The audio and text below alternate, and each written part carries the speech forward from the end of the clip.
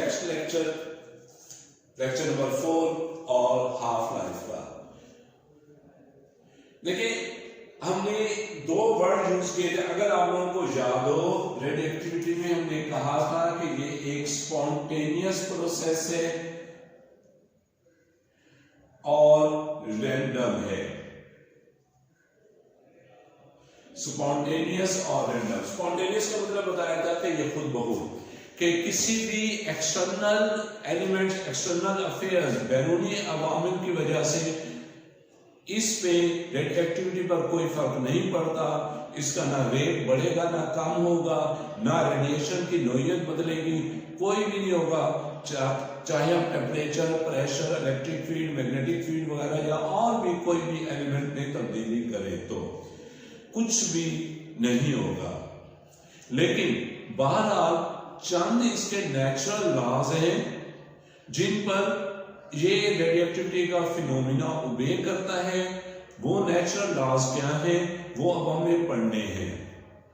और जाहिर है जो भी हम लॉ डिफाइन करते हैं तो उसके लिए कुछ ना कुछ टर्म्स होती हैं, क्वांटिटीज होती हैं जिनकी मदद से लॉ को डिफाइन किया जाता है।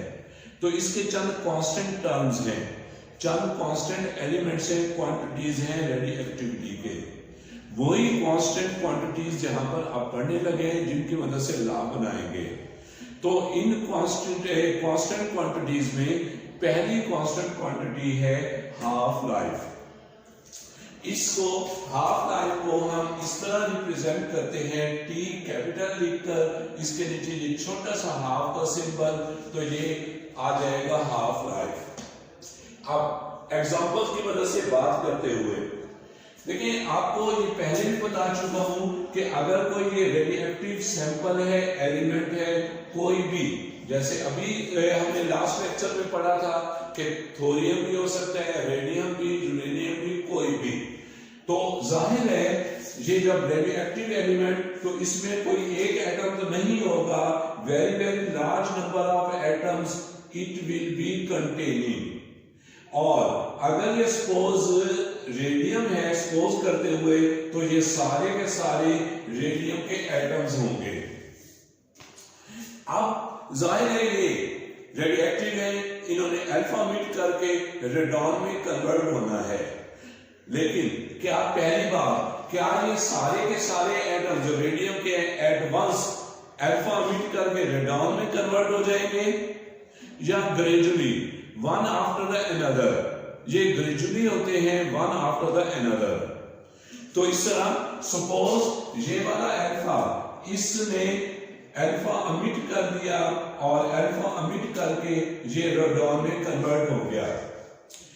अब टोटल अगर सपोज इसमें पहले 100 थे तो अब एक कम हो गया, यानी 99 रेडियम बचे और एक रेडॉन बढ़ गया। इसी तरह कुछ देर के बाद हो सकता है कि इसने अल्फा अमिट किया और ये रेडॉन में कन्वर्ट हो गया। फिर कुछ देर के बाद इसने अल्फा अमिट किया और ये रेडॉन में कन्वर्ट हो गया। तो इसका मतलब ही ये हुआ कि with the passage of the time इसमें रेडियम की तादाद कम होती चली जाएगी और रेडॉन की तादाद बढ़ती चली जाएगी। और इसी को इस तरह कहें कि with the passage of the time parent nuclides कम होते चले जाएंगे, यानी डिके होते चले जाएंगे, और डॉटर न्यूक्लियाइड की ग्रोथ, उनकी तादाद बढ़ती चली जाएगी। तो इस तरह जो रेडियोएक्टिव एलिमेंट होते हैं वो डिके होते चले जाते हैं, पेरेंट न्यूक्लियाइड उनकी तादाद कम होती चली जाती है with the passage of the time. अब एक स्टेप आगे इसी बात को मूव करा रहे हैं कि सपोज करते हैं कि हमारे पास इस सैंपल में 50,000 रेडियोएक्टिव न्यूक्लियाइड थे, पेरेंट न्यूक्लियाइड थे, और ये आहिस्ता आहिस्ता कम होते चले जा रहे हैं। और बिन आखिर एक टाइम, एक वक्त ऐसा जरूर आएगा कि ये कम होते हुए कितने हो गए? 25,000 हो गए, यानी पहले से आधे हो गए। अब जितने टाइम इंटरवल में इन रेडियोएक्टिव न्यूक्लियाइड की तादाद एक्चुअल के मुकाबले में हाफ हो जाती है, उसी टाइम इंटरवल को हम नाम देते हैं हाफ लाइफ का। तो ये हाफ लाइफ की डेफिनेशन हो गई। मजीद इस पर बात करते हैं क्या डेफिनेशन हो गई?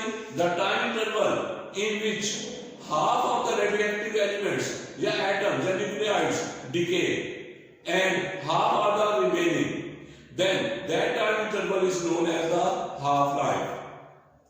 अब सपोज मैं ये कह रहा हूं कि ये एक हफ्ते में 1 वीक में या 1 डे, चलिए आसान इसको करते हुए कि 1 डे में ये 50,000 से 25,000 हुए हैं।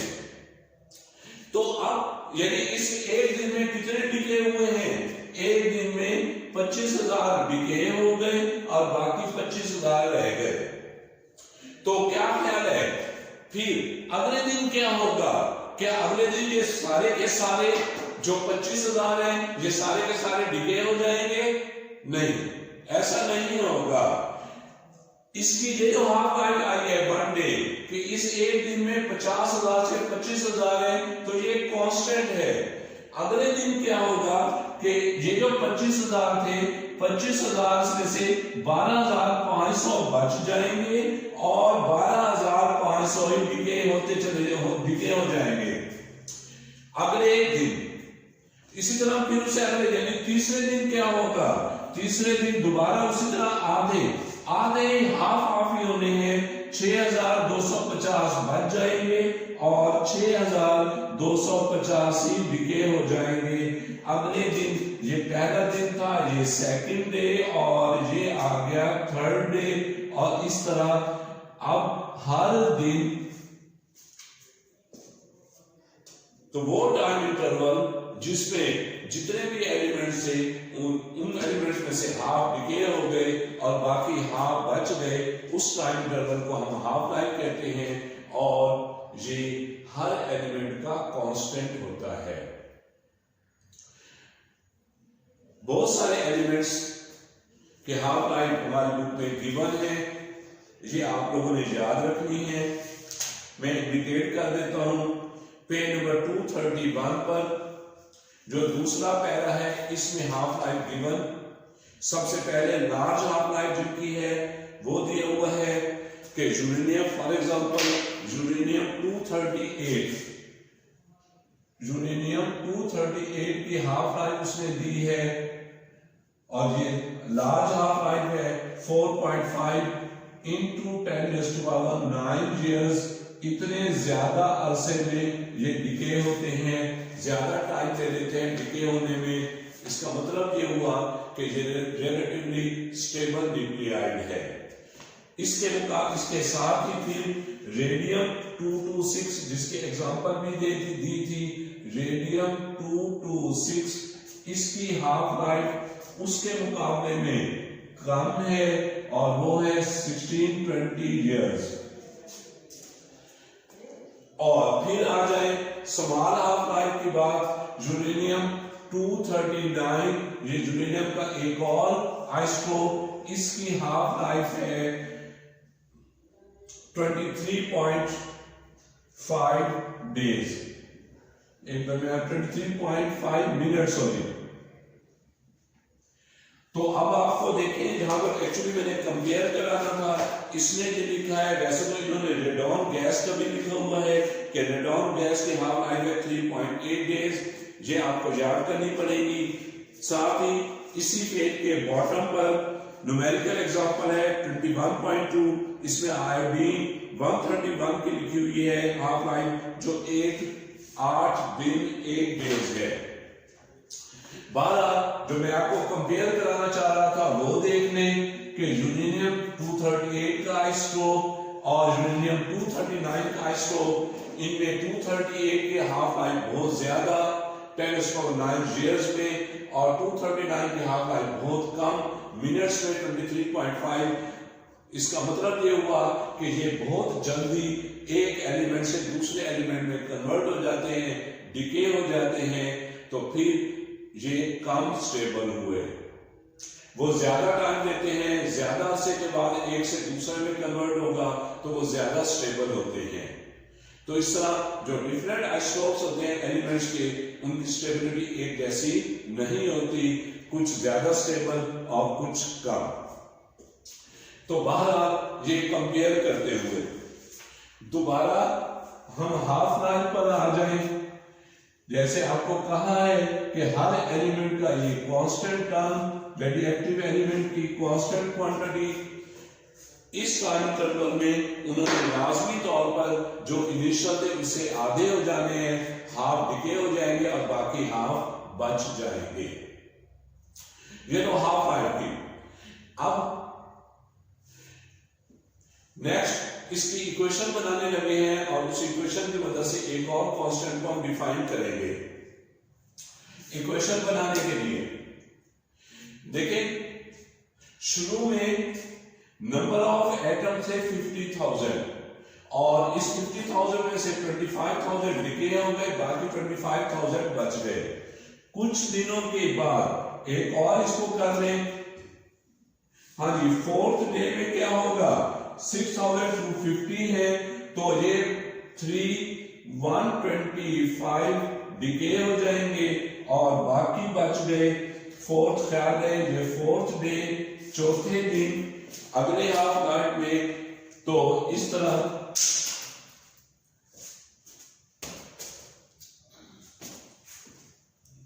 3,125 डिके हो गए और 3,125 ही रिमेनिंग है।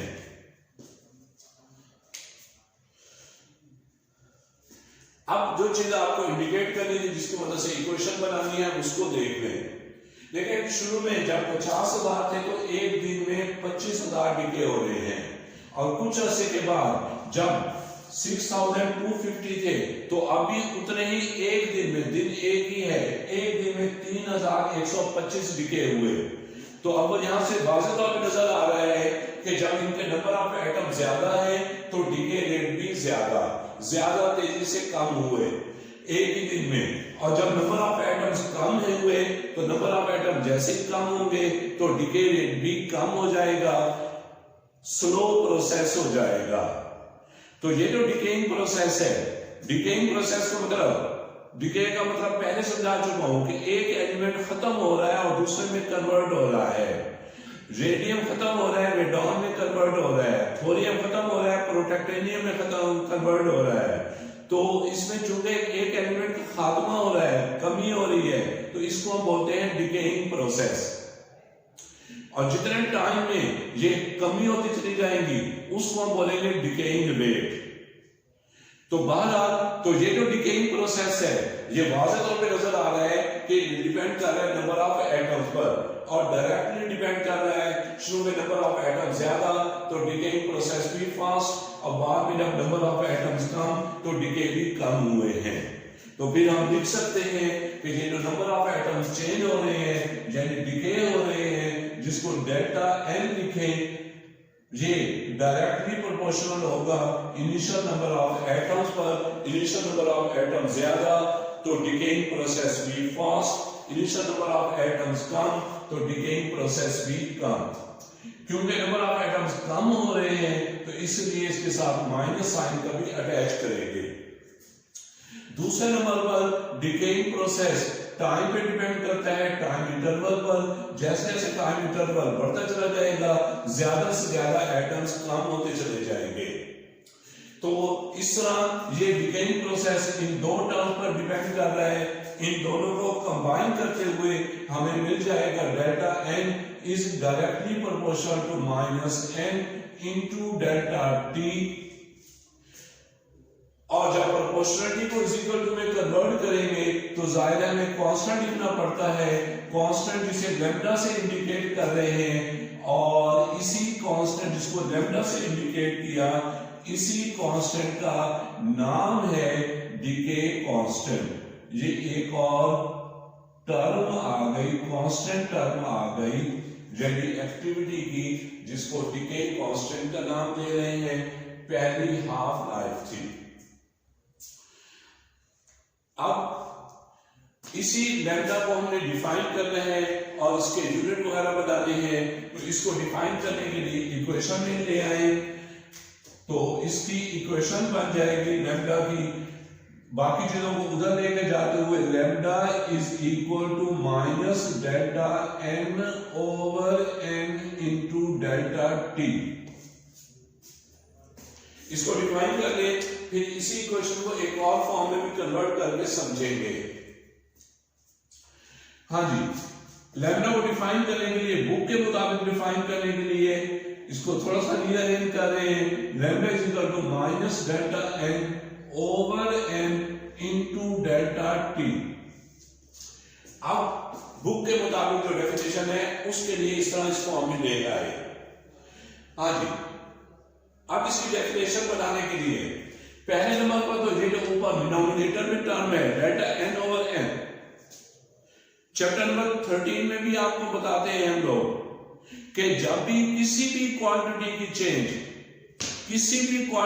चेन को ओरिजिनल से डिवाइड किया जा रहा हो तो वो फ्रैक्शनल कहलाता है। वो क्या कहलाता है? फ्रैक्शनल। किसी भी क्वांटिटी की चेन को ओरिजिनल से डिवाइड कर रहा हो तो वो कहलाएगा फ्रैक्शनल। तो अब इस ऊपर वाली क्वांटिटी को डेल्टा एन ओवर एन को हम कहेंगे फ्रैक्शनल डिकेइंग एटम्स। क्या बोलेंगे? Fractional decaying atoms. और डिनोमिनेटर वाली क्वांटिटी को टाइम इंटरवल वो तो है। तो अब बताओ फिर क्या डेफिनेशन बन गई? डेफिनेशन इसकी बन गई fractional decaying atoms per unit time is called the decay constant. दोबारा सुन लें कि इसकी क्या डेफिनेशन बन गई? Fractional decaying atoms per unit time is called the decay constant. ये डिके कांस्टेंट की डेफिनेशन। फिर यूनिट इसके, क्यों जी? इस जो ऊपर वाली टर्म है डिनोमिनेटर में जो टर्म है नंबर ऑफ एटम्स है, इनका कोई यूनिट नहीं होगा, ना डेल्टा एन का ना एन का। तो डिनोमिनेटर में जो डेल्टा टी है सिर्फ इसी का यूनिट होगा और इसका यूनिट क्या बनेगा? सेकंड। तो इस तरह ये आ गया 1 ओवर सेकंड या सेकंड इनवर्स। ये डिके कांस्टेंट लैम्डा का यूनिट हो गया। अब साथ ही साथ इस लैम्डा को एक और तरीकों से भी कुछ और बुक्स में इसकी थोड़ा सा चेंज करके भी इसको डिफाइन करते होते हैं, वो भी देख लें। और आसान चीज है, तो ऐसी बात नहीं कि इसी लैम्डा को हम इस तरह भी कर सकते हैं, lambda is equal to minus delta N over delta T divided by N. तो क्या बनेगा? Lambda is equal to minus delta N over delta T divided by N. Delta N over delta T को हम बोलते होते हैं decaying rate. पहले इसी को देख लें, इसको इस पर बाद में आते हैं। इसकी दूसरी शेप जो आपको बताई थी वो देख लें, उस पर फिर बाद में हम आ रहे हैं।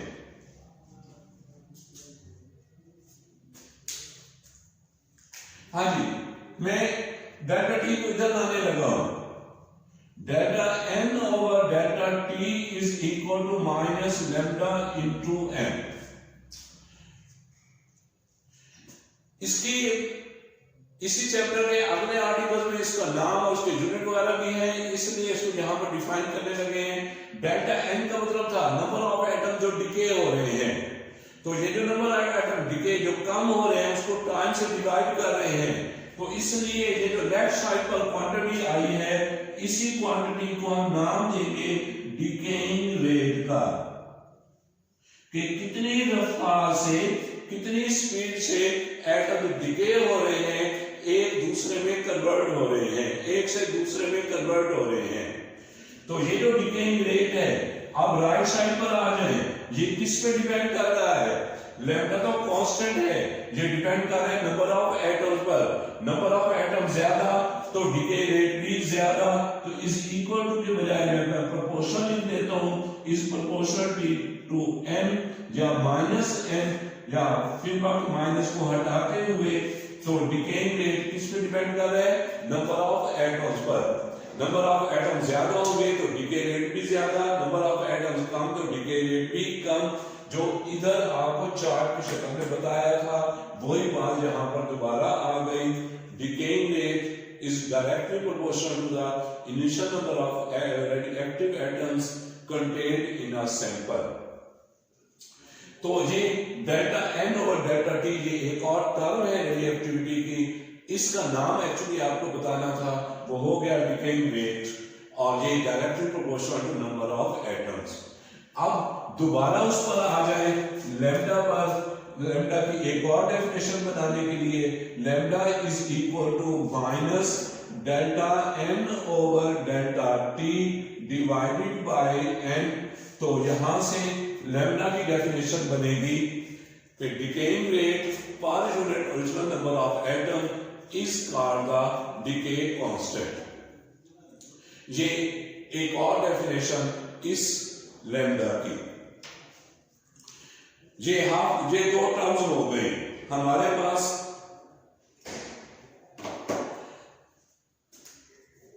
हाफ लाइफ की। अब इसी बात को ग्राफ में भी रिप्रेजेंट कर दें। पहले नंबर पर क्या ख्याल है, ये जो रेडियोएक्टिविटी का फिनोमेना है, ये जो डिकेइंग प्रोसेस है, क्या ये लीनियर है या नॉन लीनियर है?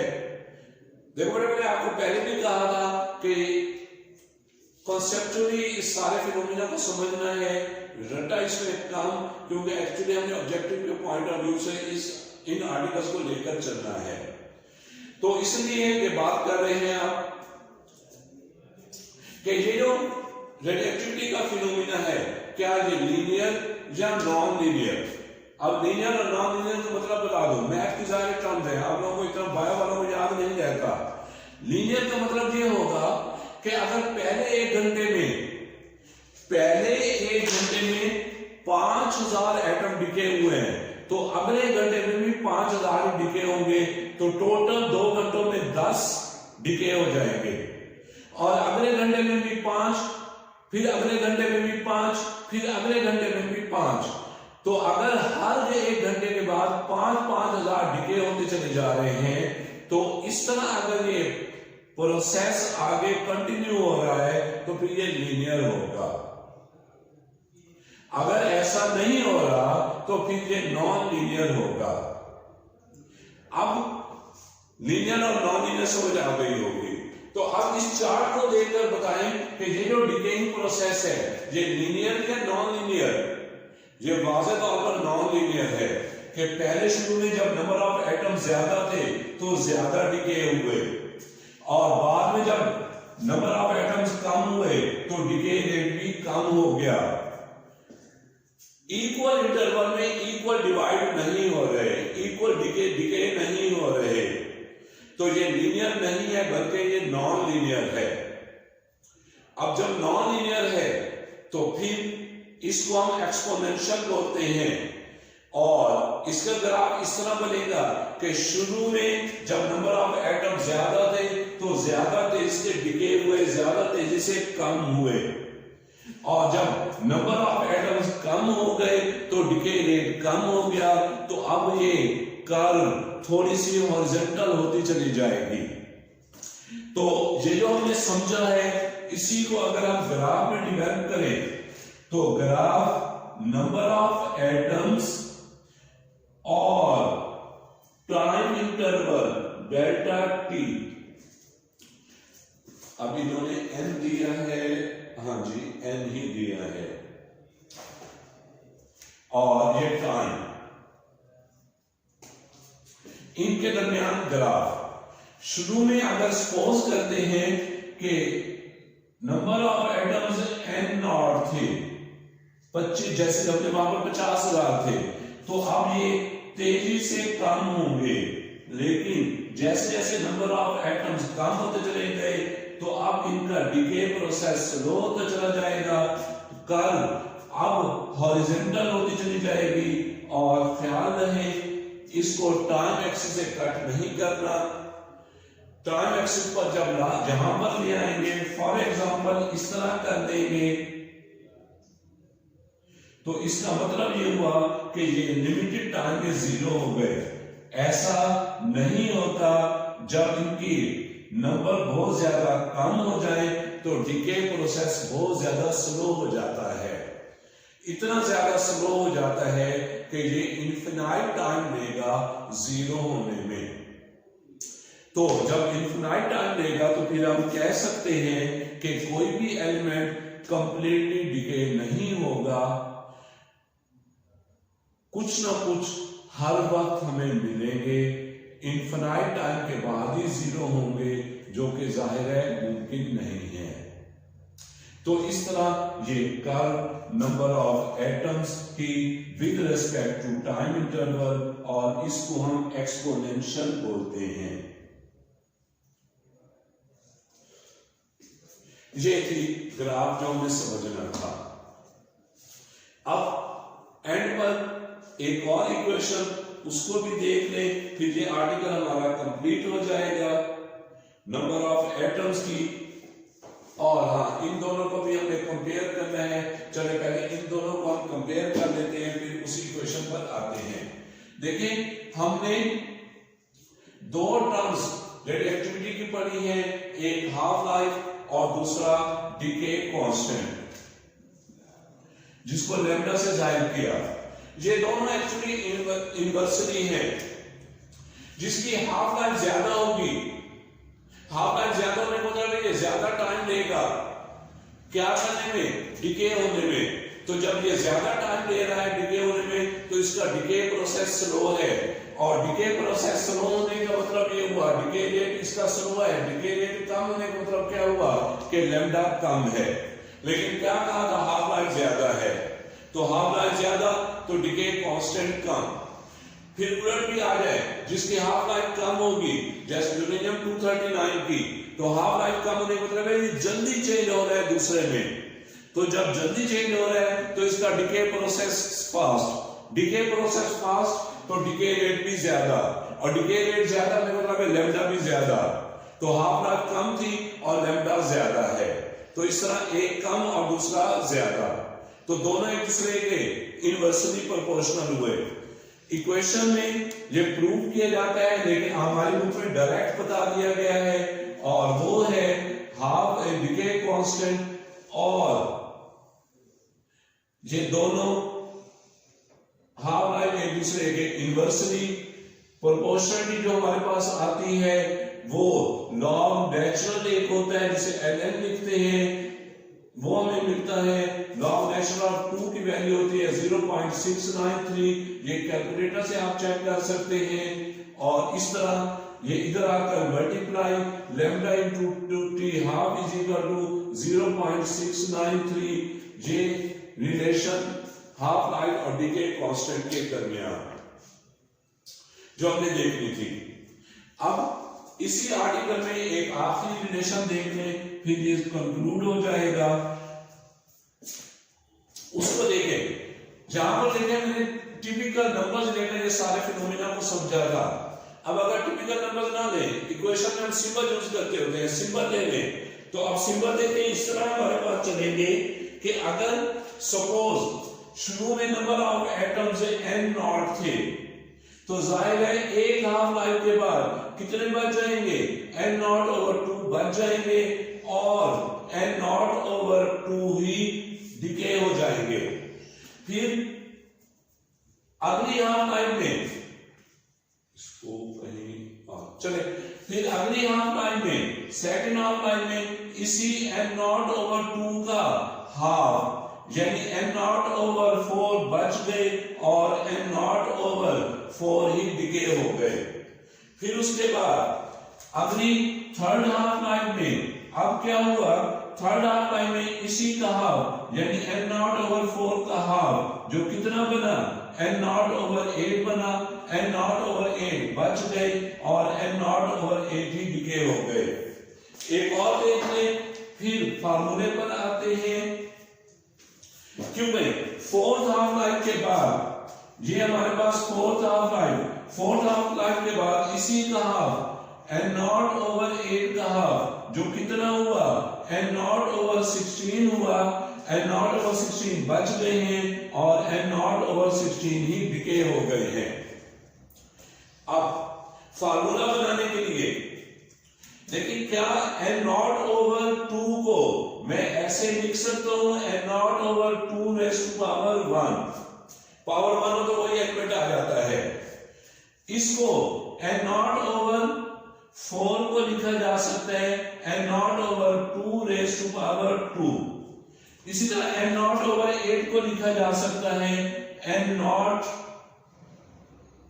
Over 2 raise to power 3। n naught over 16 को लिखा जा सकता है n naught over 2 raise to power 4। इस तरह क्यों लिखा कि इस तरह में सिमेट्री मिल रही है। देखो एक हाफ लाइन के बाद कितने बचे हुए हैं n naught over 2 raise to power 1।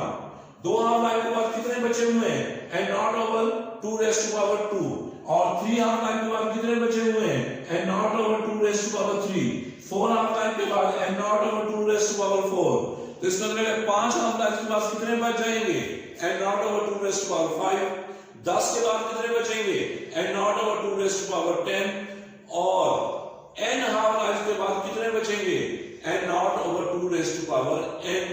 और यही है इक्वेशन जो हमें रिक्वायर थी, वही अब यहां पर मैं लिखने लगा हूं। इस तरह बनेगी कि नंबर ऑफ एटम्स या radioactive atoms, number of radio active nuclide वाले चले कह रहे, रिमेनिंग ख्याल है कि बचे हुए हैं जो डिके हुए हैं वो अलग है। Remaining after n half lives n is equal to n naught over 2 raised to power n। अब ये इक्वेशन आखिर में वैल्यूज एक दफा फिर देख ले। ये जो n है ये नंबर ऑफ हाफ लाइव्स है, n not initial number of nuclides है रेडियोएक्टिव न्यूक्लियाइड्स, और ये n वो नंबर ऑफ रेडियोएक्टिव न्यूक्लियाइड्स है जो n हाफ लाइफ के बाद बच गए हैं, रिमेनिंग है। ख्याल रहे डिके के लिए हम माइनस करके करेंगे, फिर वक्त इतना ही remaining number of radioactive nuclides के लिए ये फार्मूला। अल्लाह हाफिज।